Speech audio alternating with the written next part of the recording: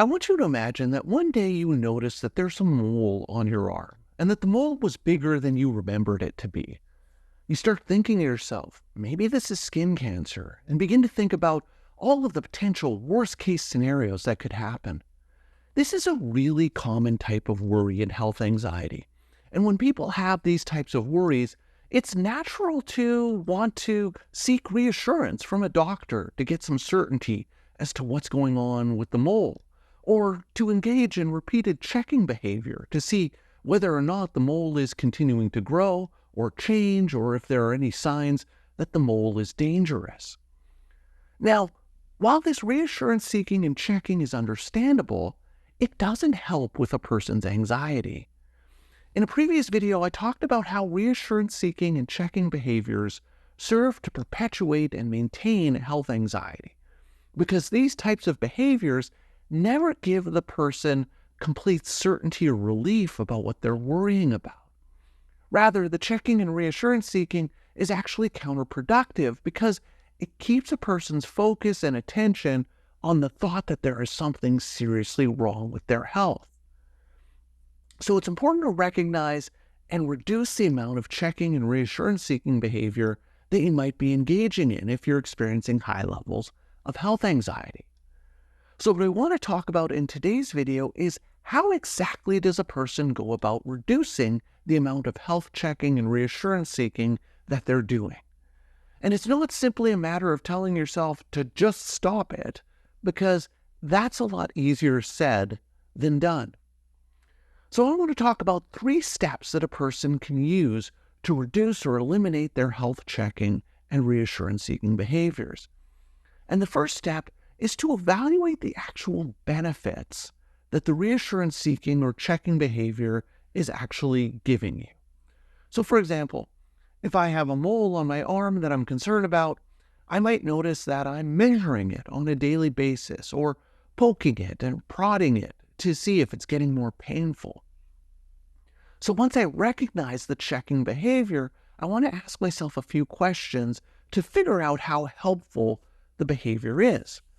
So I want to ask myself, what's the purpose of doing this? What's the benefit or the advantage of doing this behavior as frequently as I'm doing it? Are there any disadvantages or costs associated with doing this behavior as much as I'm doing it? Does this behavior actually help me accomplish what I want in this situation? How reasonable is it for me to continue doing this health checking behavior as frequently as I'm doing it? And once I have all of these potential advantages and disadvantages, I want to ask myself, do the benefits of engaging in this checking behavior outweigh the disadvantages or the costs of what I'm doing? By asking yourself these questions, what you're doing is taking a step away from the checking or reassurance seeking behavior, and you're examining why you're actually doing it and the potential benefits of doing it.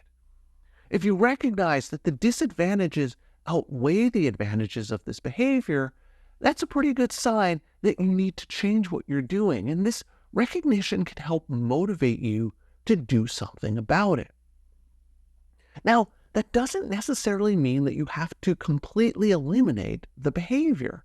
It doesn't mean that I completely ignore and stop paying attention to this mole on my arm.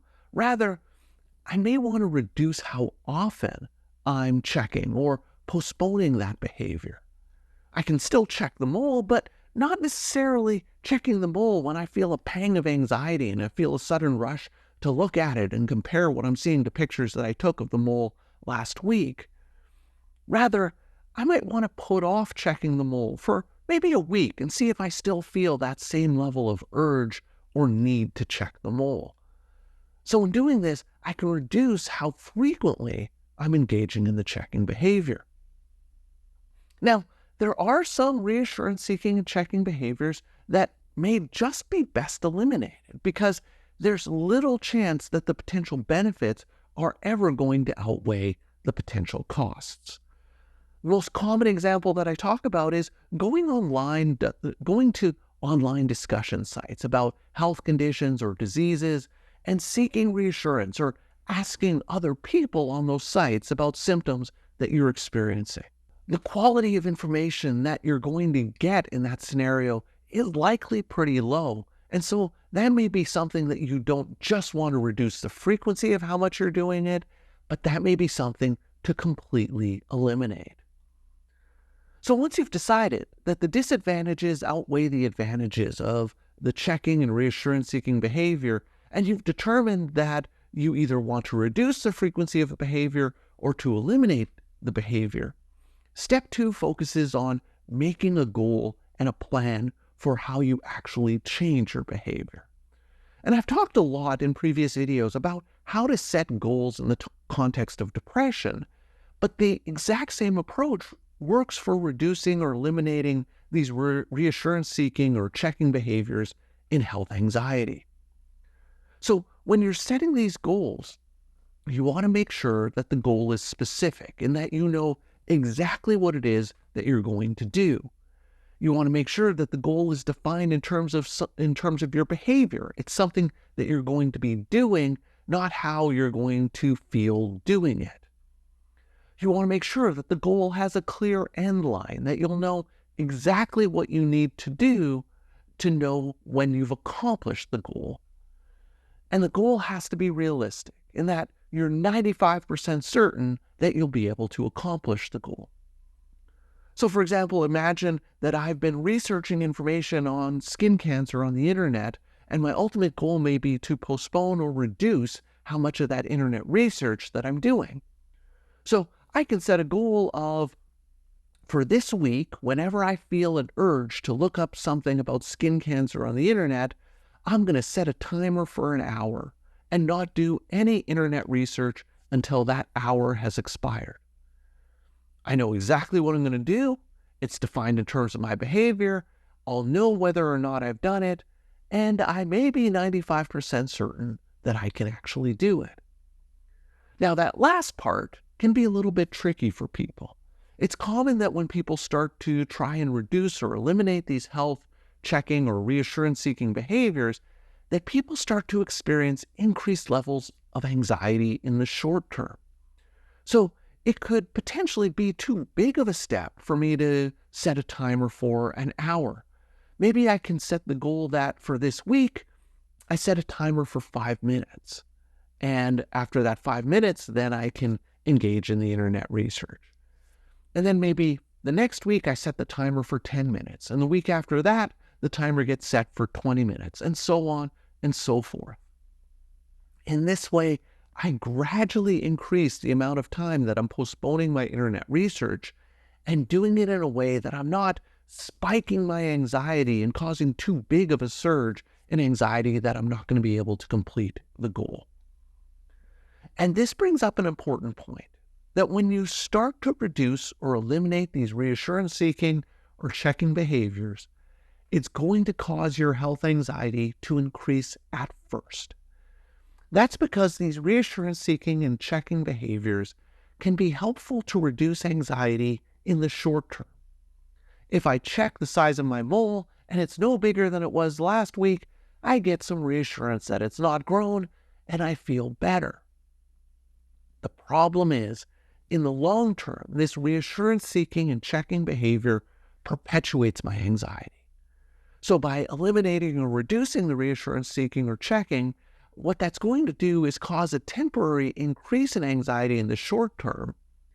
But as long as I continue to not engage in these reassurance seeking and checking behaviors, the anxiety about my health will go down in the long run. So part of this is understanding and recognizing that there is going to be a temporary increase in the anxiety, but also learning that you can tolerate that anxiety without having to do anything to make it go away. So once you have your goal and your plan for what you're going to do, the third step is to actually implement the plan. So I start setting a timer every time I feel an urge to do some internet research about skin cancer, and I see what happens. It's at this point where you can really evaluate whether or not reducing or eliminating the checking or reassurance seeking behavior is helpful. Ask yourself, by delaying or eliminating the checking or reassurance seeking behavior, how did I feel? Did I notice that my anxiety was worse? Was it better? Was there no difference? Did I surprise myself with how capable I was at not engaging in the checking or reassurance seeking behavior? Was the anxiety really as bad as I thought it would be? And what are the conclusions that I can take away from changing these reassurance seeking and checking behaviors? What most people find is that over time, as they engage in less and less of these checking and reassurance seeking behaviors, their focus on potential health catastrophes goes down, and with it, they feel less anxious about their health more generally.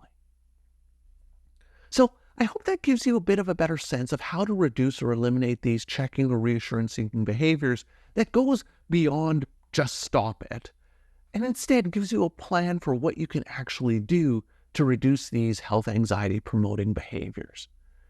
And if you're interested in learning more about how to set goals that you'll always be able to achieve, I encourage you to check out this video. So that's all for today's video. As always, thank you for making it all the way to the end of this video, and I will see you in the next one.